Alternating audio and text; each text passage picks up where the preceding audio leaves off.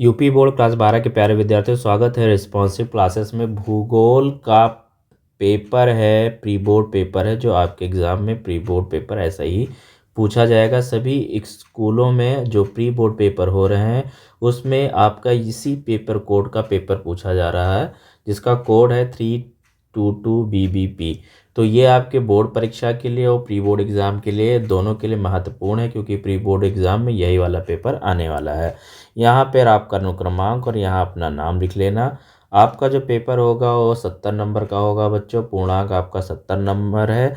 समय आपको 3 घंटा 15 मिनट मिलेगा। तो सभी लोग वीडियो को लाइक करेंगे, चैनल को सब्सक्राइब करेंगे। निर्देश की बात करें तो प्रारंभ के 15 मिनट परीक्षार्थियों को प्रश्न पढ़ने के लिए निर्धारित हैं। सभी प्रश्न अनिवार्य हैं। प्रश्न संख्या 1 से 8 तक बहुविकल्पीय प्रश्न है और प्रश्न संख्या 9 से 16 तक अति लघु उत्तरीय प्रश्न है, जिनका उत्तर 20 शब्दों में देना है आपको। प्रश्न संख्या 17 से 22 तक लघु उत्तरीय प्रश्न है, जिनका उत्तर आपको 50 शब्दों में। और प्रश्न संख्या 23 से 24 तक विस्तृत उत्तरीय प्रश्न है, जिनका उत्तर आपको 150 शब्दों में। और प्रश्न संख्या 25 से 26 तक मानचित्र कार्य है, जिसका उत्तर लिख करके मानचित्र में आपको दर्शाना है। सभी प्रश्नों के निर्धारित अंक उनके सम्मुख अंकित है। उपयुक्त रेखा मानचित्रों एवं आरेखों से अपने उत्तर की पुष्टि कीजिए। तो बच्चों, प्री बोर्ड में आपका पूरा पेपर ऐसा ही आने वाला है, यानी कि यही पेपर आएगा। मैं आपको यहाँ उत्तर के साथ आपको पूरा पेपर बताने वाला हूँ। सभी लोग पूरा प्रश्न के उत्तर याद करके जाएं, आपका प्री बोर्ड में यही पेपर आएगा। बहुविकल्पीय प्रश्न की बात करें तो सबसे पहले बहुविकल्पीय प्रश्न है, जिसमें पहला प्रश्न है, नौ निश्चयवाद की संकल्पना का प्रतिपादन किया है। ऑप्शन आ है ब्लास, बा है ब्रूंस, सा है ग्रिफिथ टेलर और द है रैट जल। तो इस प्रश्न का सही उत्तर हो जाएगा ऑप्शन नंबर सा, ग्रिफिथ टेलर। इस प्रश्न का सही उत्तर हो जाएगा ग्रिफिथ टेलर। तो सभी लोग अपने दोस्तों को वीडियो शेयर कर देंगे। सबके लिए पेपर यही आने वाला है प्री बोर्ड में। तो सभी लोग वीडियो को शेयर कर दें और कमेंट करके बताएं कि आप किस ज़िले से हैं और आपके ज़िले में कौन कौन सा किस किस के ज़िले में पेपर हो गया और किस किस के ज़िले में यही वाला पेपर आया है। कमेंट करके आप बताएंगे। दूसरा प्रश्न है बच्चों, फ्रेजेंडा से क्या तात्पर्य है। पश्चिम अफ्रीका में कोको के बागान हैं, मलेशिया के रबड़ बागान, ब्राज़ील में कहवा के बागान और श्रीलंका में चाय के बागान। तो फ्रेजेंडा से क्या तात्पर्य है। तो फ्रेजेंडा से तात्पर्य है ब्राज़ील में कहवा के बागान। ऑप्शन नंबर सा सही हो जाएगा। तीसरा प्रश्न है बच्चों, निम्नलिखित नगरों में से कौन सा एक पर्यटन नगर नहीं है।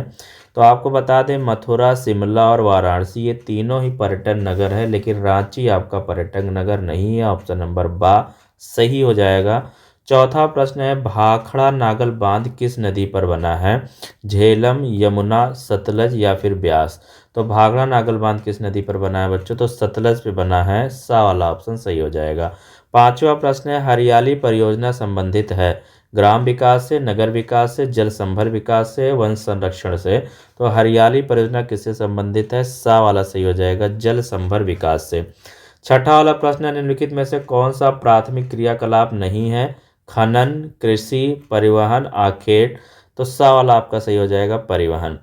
सातवां प्रश्न है, हल्दिया पत्तन बंदरगाह अवस्थित है। ऑप्शन है तमिलनाडु में, उड़ीसा में, पश्चिम बंगाल में, महाराष्ट्र में। तो हल्दिया पत्तन बंदरगाह कहाँ अवस्थित है, पश्चिम बंगाल में। ऑप्शन नंबर 7 सही हो जाएगा।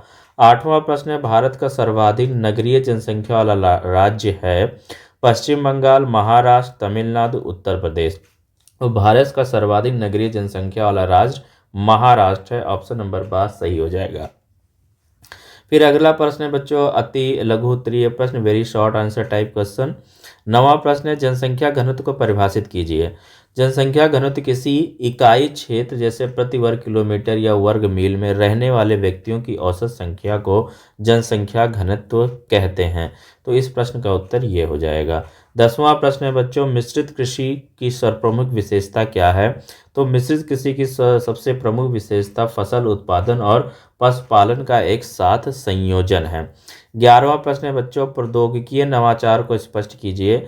तो प्रौद्योगिकीय नवाचार का अर्थ है नई या बेहतर तकनीकों, उत्पादों, प्रक्रियाओं या प्रणालियों का विकास और उन्हें लागू करना, जो मौजूदा क्षमताओं को बढ़ाते हैं, समस्याओं का समाधान करते हैं और दक्षता और मूल्य प्रदान करते हैं। 12वां प्रश्न है, लाल कॉलर श्रमिक किसे कहा जाता है? तो लाल कॉलर श्रमिक उन श्रमिकों को कहते हैं जो मुख्य रूप से शारीरिक या मैनुअल श्रम करते हैं, जैसे कि कृषि, मछली पकड़ना, खनन, निर्माण और कारखाने के मजदूर। 13वां प्रश्न है, सहंत बस्ती को परिभाषित कीजिए। तो सहंत बस्ती एक प्रकार की मानव बस्ती है जहां घर और इमारतें एक दूसरे के बहुत करीब सघन रूप से निर्मित होती हैं, अक्सर एक केंद्रीय स्थल पर केंद्रित होती हैं और आसपास के खेतों या चारागाहों से अलग होती हैं, जो आमतौर पर उपजाऊ नदी घाटियों और मैदानों में पाई जाती हैं जहां कृषि मुख्य व्यवसाय होता है। 14वां प्रश्न है बच्चों, नाभिकीय ऊर्जा क्या है? भारत के दो प्रमुख नाभिकीय ऊर्जा केंद्रों के नाम लिखिए। ठीक है, तो नाभिकीय ऊर्जा क्या? परमाणु के नाभिक के टूटने या जुड़ने से निकलने वाली जो ऊर्जा होती है उसको नाभिकीय ऊर्जा कहते हैं, जिसका उपयोग बिजली बनाने में होता है। 15वां प्रश्न है, भारत की किन्हीं दो लौह अयस्क उत्पादक राज्यों के नाम लिखिए। तो गोवा और छत्तीसगढ़। सभी लोग वीडियो को शेयर कर देंगे अपने दोस्तों के पास। 16वां प्रश्न है, भारत के किन्हीं दो भाषाई समूहों का उल्लेख कीजिए। तो भारत के दो प्रमुख भाषाई समूह हिंद आर्य और द्रविड़ हैं।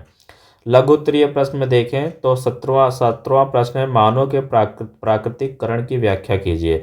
तो मानव का प्राकृतिकरण वह प्रक्रिया है जिसमें मनुष्य अपने जीवन यापन, रहन सहन और विकास के लिए पूरी तरह प्रकृति पर निर्भर रहता है, उसकी शक्तियों और नियमों और सीमाओं को स्वीकार करता है और पर्यावरण के अनुसार खुद को ढालता है। 18वां प्रश्न है, रोपण कृषि के किन्हीं चार विशेषताओं का वर्णन कीजिए।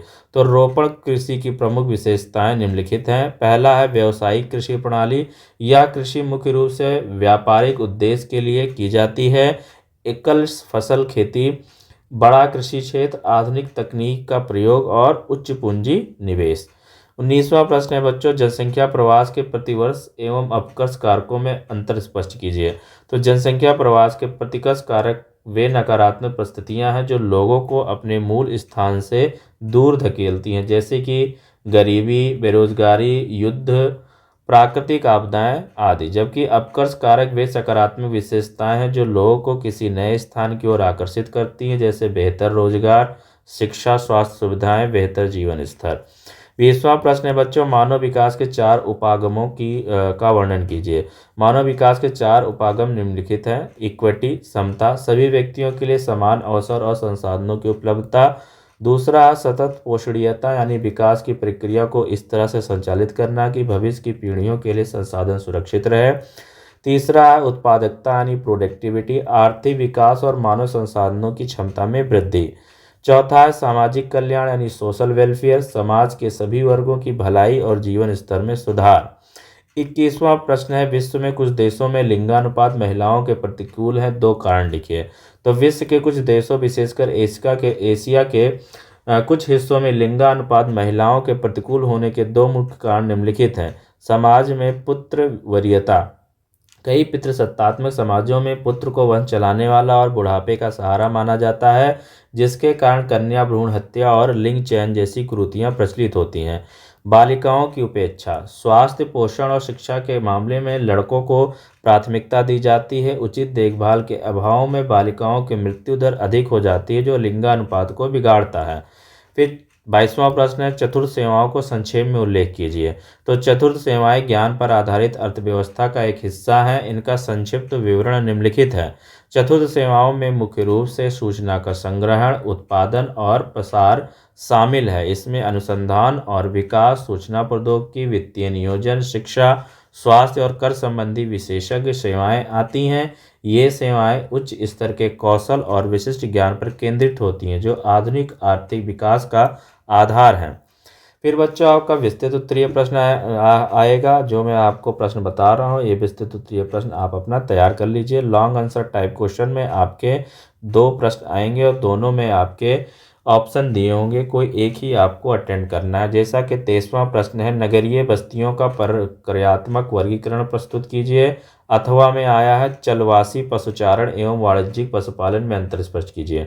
तो बच्चों ये दोनों ही प्रश्न आपको तैयार करना है। आप अभी अगर प्री बोर्ड की परीक्षा देने जा रहे हैं तो कोई एक प्रश्न तैयार कर लीजिए, आपका हो जाएगा, क्योंकि सारे प्रश्न यही आने वाले हैं। सभी जिले में यही पेपर आ रहा है। फिर 24वां है, भारत में खनिज तेल संसाधनों यानी पेट्रोलियम पर टिप्पणी लिखिए। और फिर है मुंबई पुणे औद्योगिक प्रदेश के प्रमुख लक्षणों का वर्णन कीजिए। तो इन दोनों में से कोई एक आपको तैयार करके जाना है। फिर बच्चों मानचित्र कार्य आ जाता है। आपका 25वां प्रश्न होता है, जो कि भारत के दिए गए रेखा मानचित्र पर निम्नलिखित को उपयुक्त चिन्हों द्वारा दर्शाइए और उनके नाम भी लिखिए। बिहार की राजधानी शहर क्या है? तो बिहार की राजधानी पटना है। आपको जो मानचित्र मिलेगा उसमें पटना राज्य किसी एक चिन्ह के द्वारा दर्शाना है। मध्य प्रदेश की यह प्रमुख नदी कौन सी है? तो नर्मदा नदी, नर्मदा या फिर ताप्ती या चंबल, कुछ भी लिख सकते हैं। भारत का सर्वाधिक जनसंख्या वाला राज्य कौन है?